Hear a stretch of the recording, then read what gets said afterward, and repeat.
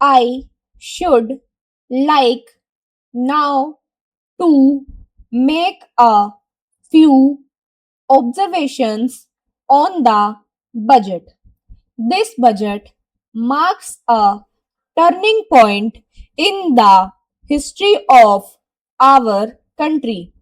It is no use attempting, as some of my friends have done, either to dictate the budget very strongly or to suggest that we are not witnessing a new revolution in our methods of fiscal training and technique.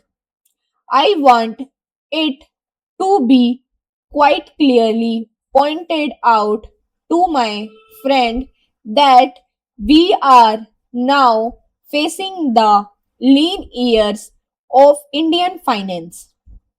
We had revenue surpluses which were a form of public saving and which were meant to be utilized for capital development. Hereafter, this form of revenue surplus would not be available.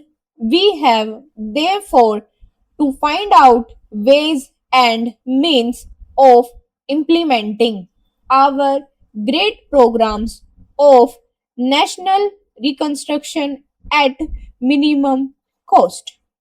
My point is that the deficit on revenue account would be of the order of about rupees 19 to 20 crores.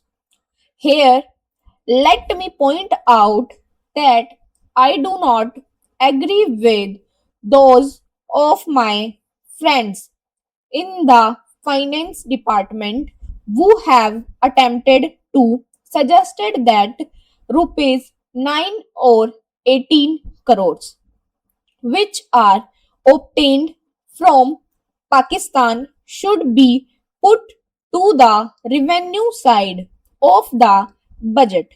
They are to be put on the capital side, but that does not seriously alter the trend of my arguments. What I am suggesting is that we would have to be prepared for a deficit of a much higher order, even on the revenue side.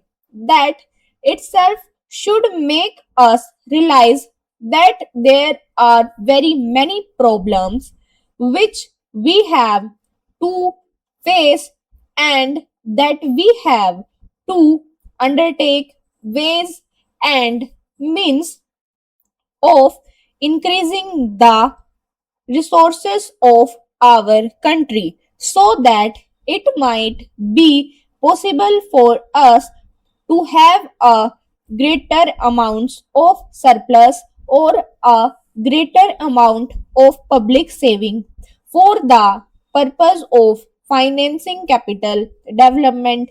The finance ministry in the course of his speech, Mr. Deputy Minister pointed out that the deficit during the past 2 years were of the order of rupees 83 crores. I venture humbly to disagree with him because I feel that when we are talking of the deficits, we must take into account the overall deficit incurred by the central government, and that would be of the order of rupees 200 crores. During the years of relatively light expenditure, we had a shortfall of about rupees 200 crores.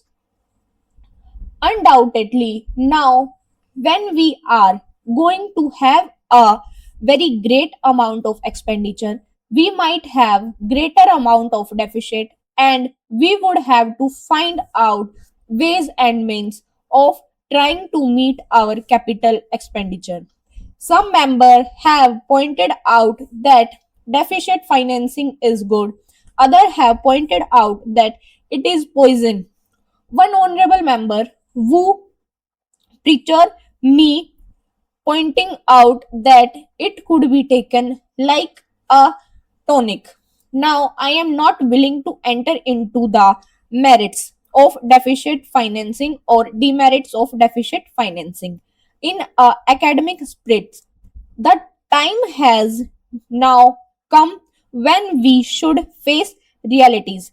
I do not suggest that we have to indulge in deficit financing, because without indulging in deficit financing, it would not be possible for us to indulge in capital expenditure on such a large scale. But when we are talking of the scope of deficit financing, I would like to place before the House and the Finance Ministry the two great limitations which face us. The first limitation that faces us is that concerning the internal prices level. The Honorable of the Finance Minister referred to the cost of living. He said that he was going to keep a watch over the cost of living so that it may not shoot up within a short period and make a mess of the plans of capital development. But there is another limitations which has also to be borne in mind, a limitations which has not received as much notice as it should have done in the old discussion that have taken place on deficit financing. That limitation is the external limitation or the limitation which arises on the account of our balance of payment position. I think this is as important, Mr. Deputy Speaker, as the internal price level, and I should like to elaborate that particular point a bit more, because I feel that a time will shortly arrive when we might have either no reconsider our policy or might even have to leave the Sterling Club of which we are a member. The second serious limitations is as serious as the first. What would be the consequences of deficit financing on our balance of payment?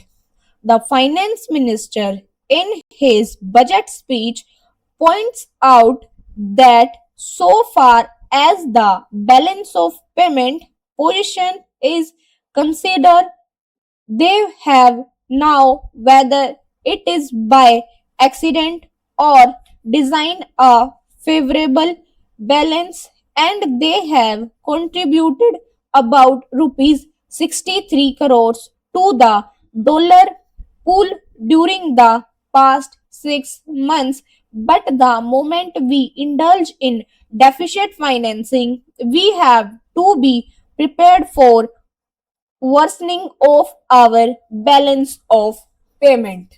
Full stop.